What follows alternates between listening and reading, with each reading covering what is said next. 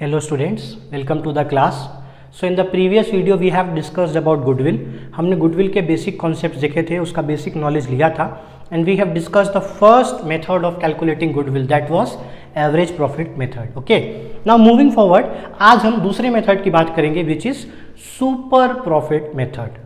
Super profit नाम से ही आपको सजेशन मिलेगा कि सुपर प्रॉफिट यानी कि एवरेज या नॉर्मल प्रॉफिट जो हो रहा है, जो एक बिजनेस में हम कमाते आ रहे हैं, हमने उस साल उससे कुछ ज़्यादा कमाया, unexpected earning is that is super profit. Okay, so super profit method की जब मैं बात करता हूँ तो उसका फॉर्मूला देखना चाहेंगे.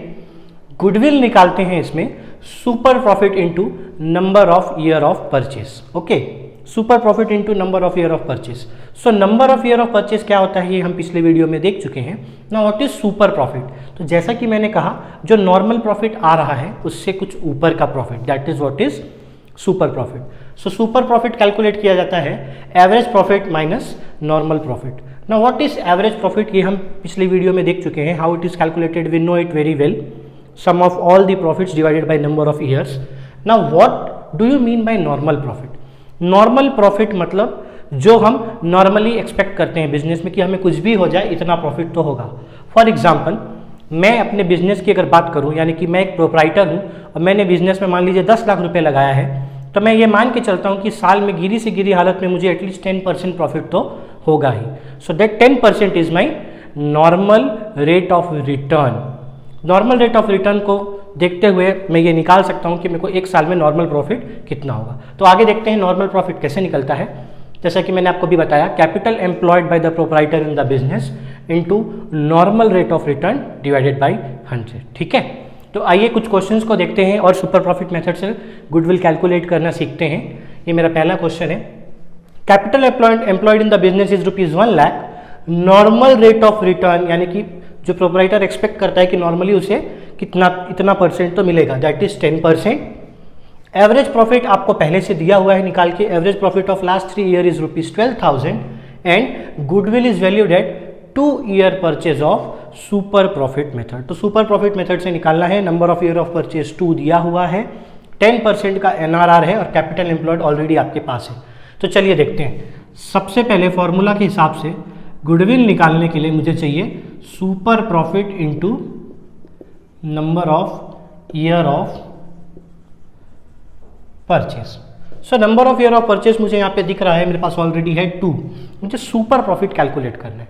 ठीक है, तो सुपर प्रॉफिट कैलकुलेट करने के लिए मेरे को चाहिए average profit minus normal profit.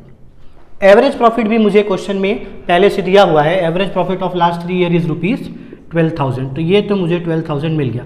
ना coming to the normal profit. Normal profit हमें कैलकुलेट करना पड़ेगा अपने फॉर्मूला को लेते हुए, जो कि है capital employed into NRR by 100. So capital employed in the business is ₹1 lakh.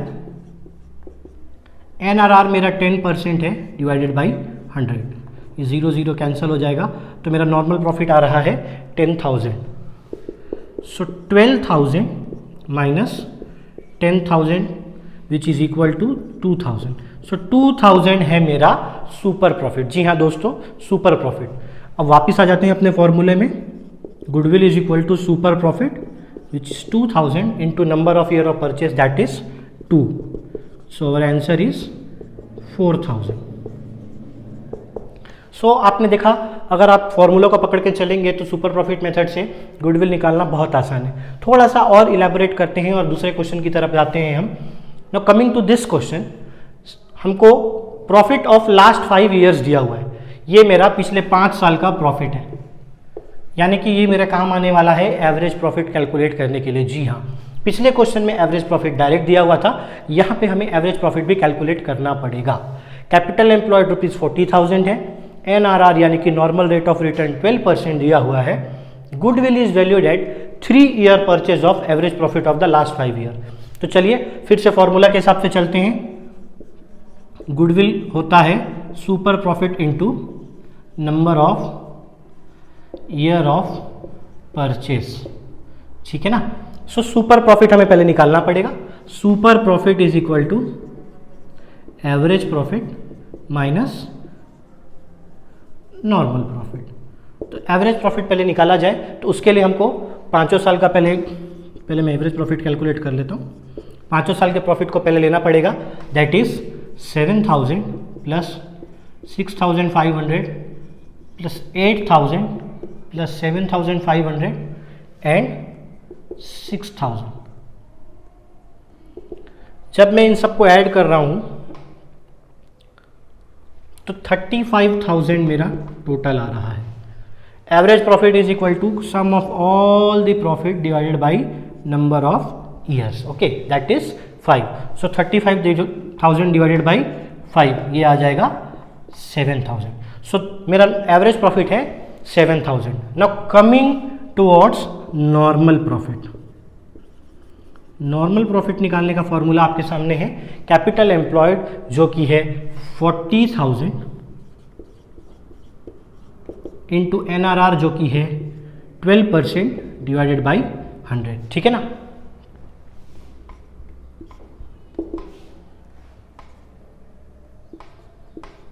$4,800 आ गया मेरा normal profit, okay. Now coming back, super profit निकाला जाए, that is average profit which is 7,000 minus normal profit which is 4,800। तो ये जब मैं निकालूंगा तो ये आ रहा है 2,200, okay. Now goodwill is equal to super profit into number of year of purchase. Number of year of purchase है 3, सो मेरा गुडविल जो है वो है 6,600। मैं उम्मीद करता हूँ आप सुपर प्रॉफिट मेथड से गुडविल कैलकुलेट करना सीख चुके होंगे। अगर आपको ये वीडियो अच्छे लगे तो प्लीज़ इसे लाइक कीजिए, हमारे चैनल को ज़रूर सब्सक्राइब कीजिए। Thank you.